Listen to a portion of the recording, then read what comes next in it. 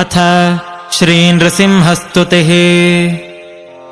उदयरविसहस्रद्योतितम् रूक्षवीक्षम् प्रलयजलधिनादम् कल्पकृद्वह्निवक्त्रम् सुरपतिरिपुवक्षश्छेदरक्तोक्षिताङ्गम् प्रणतभयहरम् तम् नारसिंहम् नमामि। प्रलयरविकरालाकाररुक्चक्रवालम् विरलयदुरुरोचीरोचिता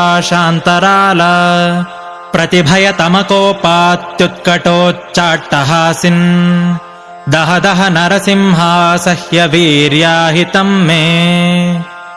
सरसरभसपादापातभाराभिराव प्रचकितचलसप्तद्वन्द्वलोकस्तुतस्त्वम् रिपुरुधिरनिषेकेणेव शोणाङ्घ्रिशालिन् दह दह नरसिंहासह्यवीर्याहितम् मे।